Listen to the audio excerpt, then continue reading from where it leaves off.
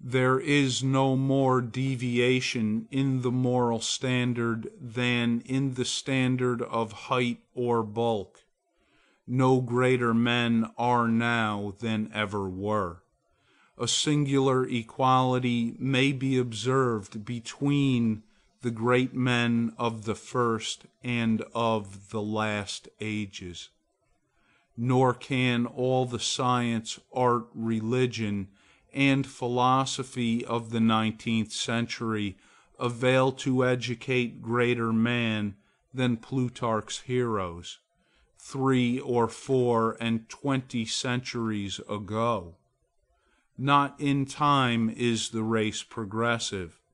Phocion, Socrates, Anaxagoras, Diogenes are great men, but they leave no class. He who is really of their class will not be called by their name, but will be his own man, and in his turn the founder of a sect. The arts are inventions of each period, and are only its costume, and do not invigorate them. The harm of the improved machinery may compensate its good. Hudson and Bering accomplished so much in their fishing boats as to astonish Parry and Franklin, whose equipment exhausted the resources of science and art. Galileo, with an opera glass, discovered a more splendid series of celestial phenomena than any other since. Columbus found the New World in an undecked boat. It is curious to see the periodical disuses and perishing of means and machinery which were introduced with loud laudation a few years or centuries before. The great genius returns to essential man. We reckoned the improvements of the art of war among the triumphs of science, and yet Napoleon conquered Europe by the bivouac, which consisted of falling back on naked valor and disencumbering it of any aids. The emperor held it impossible to make a perfect army, says Lascasse, without abolishing our arms, magazines, commissaries, and carriages, until, in imitation of the Roman custom, the soldier should receive his supply of corn, grind it in his hand mill, and bake his bread himself. Society is a wave. The wave moves onward, but the water of which it is composed does not. The same particle does not rise from the valley to the ridge. Its unity is only phenomenal. The person who makes up a nation today, next year dies, and their experience with them. And so the reliance on property, including the reliance on governments which protect it, is the want of self-reliance. Men have looked away from themselves at things so long that they have come to esteem the religious, learned, and civil institutions as guards of property, and they deprecate assaults on these, because they feel them to be assaults on property. They measure their esteem of each other by what each has, and not by what each is. But a cultivated man becomes ashamed of his property out of new respect for his nature. Especially he hates what he has if he sees that it is accidental, came to him by inheritance or gift or crime. Then he feels that it is not having. It does not belong to him. has not root in him, and merely lies there because no revolution or robber takes it away.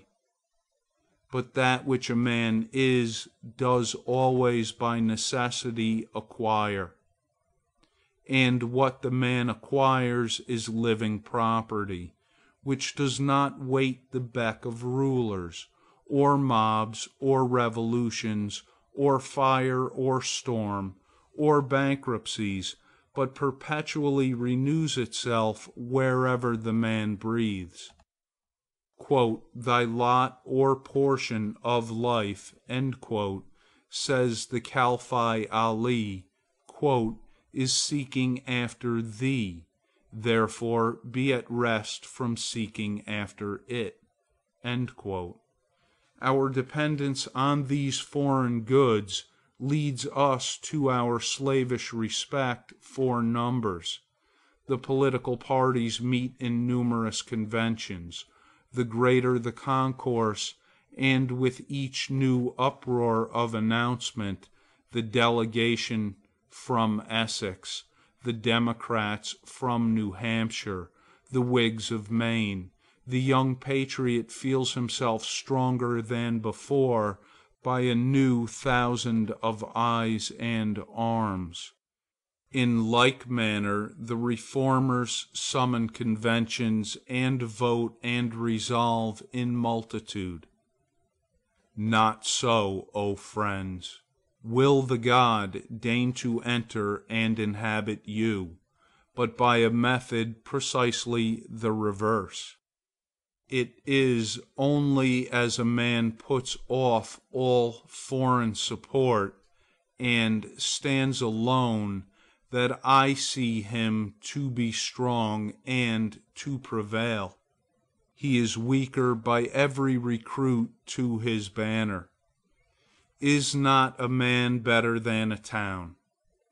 Ask nothing of men, and in the endless mutation thou only firm column must presently appear the upholder of all that surrounds thee.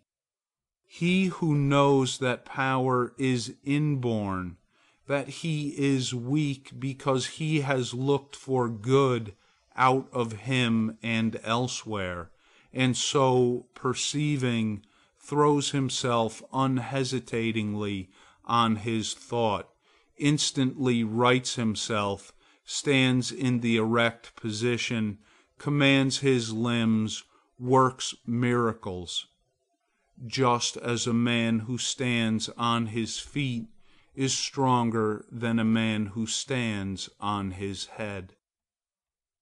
So use all that is called fortune. Most men gamble with her and gain all, and lose all as her wheel rolls.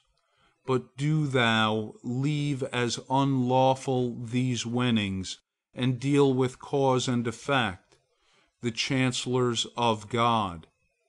In the will work and acquire, and thou hast chained the wheel of chance, and shalt sit hereafter out of fear from her rotations. A political victory, a rise of rents, the recovery of your sick, or return of your absent friend, or some other favorable event raises your spirits, and you think good days are preparing for you. Do not believe it. Nothing can bring you peace but yourself. Nothing can bring you peace but the triumph of principles. End of the essay on Self-Reliance by Ralph Waldo Emerson. Recording by Robert Scott. MojoMove411.com. MojoMove411.com. August the 9th, 2007.